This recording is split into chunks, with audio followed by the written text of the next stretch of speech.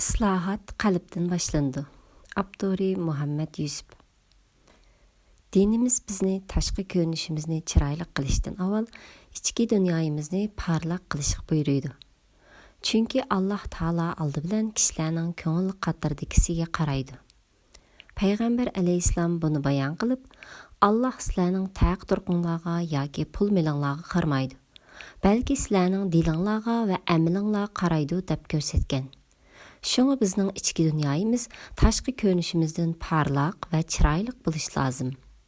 Navoda bizning tashqi ko'rinishimiz ichki dunyomizdan go'zal ko'rinadigan bo'lib qolsa, bizning krizisimiz boshlandi degan gap. Samimiy mo'min odam barcha go'zalliklarni, yaxshi amallarni Alloh taologa ko'rsatishga ahamiyat beradi. Ammo riyokor odam amallarini oldi bilan kishilarga ko'rsatishga va ularning maqtashiga erishishga ahamiyat beradi. Bu ishda payda topadigan taraf albatta samimiy mo'min odamdir.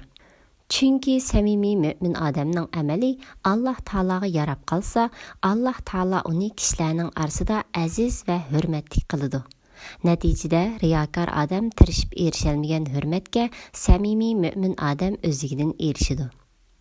Allohni topgan odam hech narsadan mahrum qolmaydi. Ammo Allohni topolmagan odam hech narsaga erisholmaydi deydigan hikmat bor. İchki dunyosi go'zal odam Alloh taoloni ulug'lab, o'zining kamchiligini his qilib turadigan, musulmonlarga qarata ko'nglida o'chlik adovat saqlamaydigan, hech kimga hasad qilmaydigan, zolimlardan boshqa barliq insoniyatga yaxshilik tilaydigan, ko'ngli ko'ksi keng odamdir. İchki dunyosi xarob odam o'zidan boshqa hech kimni suymaydigan, shaxsiyatchi, hasadxo'r odamdir. Aldinqisi ibodatning mevasini ko'rgan odamdir. Keyingisi bo'lsa ibodatlardan naf ololmagan odamdir. Afsuski ba'zi kishilar islomdan faqat shaklini tushundi. Ammo ular islom javhirini tushunishdan bakmi yiroqda. Shunga ular islomning tashqi ko'rinishiga ko'ngil bo'ladi. Uning javhiriga ahamiyat bermaydi. Ular islomning haqiqatini tushunishdan bakmi yiroqda bo'lganlikdan din ishlarda ko'ngil bo'lganligi faqatli shakldir. Ular o'zining tashqi ko'rinishiga shunchalik zo'r ahamiyat berdiki, ichki dunyosi bilan kari bo'lmaydi. Uni isloh qilishga, o'zining yomon qiliqlarini tuzatishga va o'zini islom axloqiga to'g'rilab tuzashga qilcha ahamiyat bermaydi. Aniqki, bu ishlarning hammasi islomning javhiriga emas, faqat tashqi suratiga munosabatli ishlar bo'lib, bularmi albatta muhimdir. Chunki musulmoncha kiyinish va musulmoncha yurish kerak. Ammo javhiri hammadan muhimdir. Xuddi mevaning buzilib ketishdan saqlanish uchun uning posti muhim bo'lgandek, javharning shu suzukligida, shu sopligida davom qilish uchun uni o'rab turgan tashqi qopchiqmi muhim. Ammo javhar bilan uning qopchiqining o'ttirsidagi qimmat farqi hammaga ayondir. Chunki bularning biri asli maqsad, yana biri asli maqsadga yetishning vositasidir. Afsuski ba'zi kishilar qopchiqni javhar o'rnida qo'yib oldi. Bu xuddi mevaning postinila meva mushi davolganga o'xshash, shunga ular islomning javhiri ko'ngil bilmasdan shakliga ko'ngil biladi va o'zini tashqi jihatdan yaxshi musulmon qilib ko'rsatishni o'ylaydi. Bu afsusnarlik ishdir. Mundaqlar islomning javhiriga va haqiqiy ko'ngil bilmaydi. Şuna bizdə dini sima, dini obraz kishilarning kiyinishiga, gapdalliqqa qarab o'lchindigan bo'lib qolgan. Bu sababdan o'zini bir obdan dini qiyofatga kirgizib olib, kishilarni aldashga urindigan, xalqimizning va dinimizning ziyniga ish qildigan, xalqimizga qarshi besimdorlar xizmat qildigan, sepi o'zidan munofiqlar kishilarning nazarida allama taqvodor sanılib kelgan. Ammo dili pok, niyati durust, tashqi ko'rinishida odatdagidek yuradigan oddiy sodda musulmonlar ko'zga ilinmay kelgan.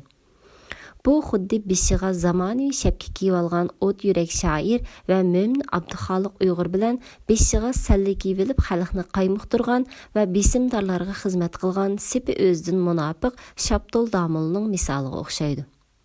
Shabtul Domulla xalqning nazarida mulla, Abduxoliq Uyg'ur xalqning nazarida apandi.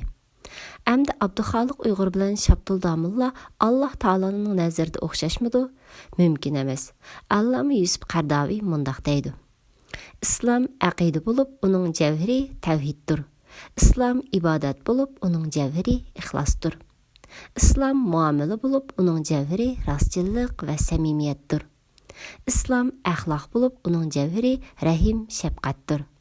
İslam şeriat bulup, onun cevheri adalettir.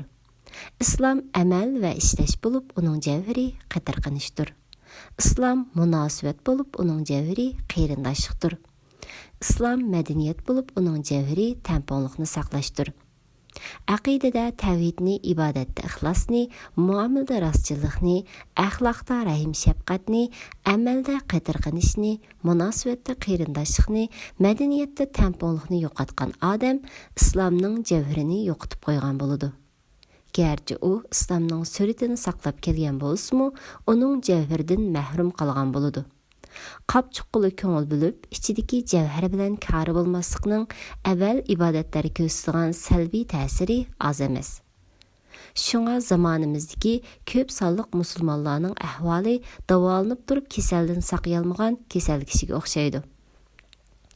Chunki dinimizda buyurilgan jimi ibodatlarning bu dunyodagi mevasi bizning axloqimizni yaxshilash va bizni Alloh taolaning jannatiga loyiq qilib yetishtirishdan iborat bo'lib, Alloh taolo bizning moddiy va ma'naviy sog'lig'imizni saqlashimiz, axloqimizni isloh qilishimiz, xatoligimizni tuzatishimiz uchun bizga kundalik, oylik va yillik ibodatlarni, muayyan ibodatlarni farz qilgan. Bu xuddi doktorning kasallarga yezib bergan retseptiga o'xshaydi. Shunga namoz, ro'za, zakot, haj qatorliq muayyan ibodatlardan har birining axloqni yaxshilashda belgilik vazifasi va alohida roli bor. Masalan, namoz insonni qabih ishlardan va gunohdan saqlaydi. Ro'za taqvolikni oshirdi. Zakot saxiylikqa odatlantirdi. Haj sabrchanlikni o'rgatdi.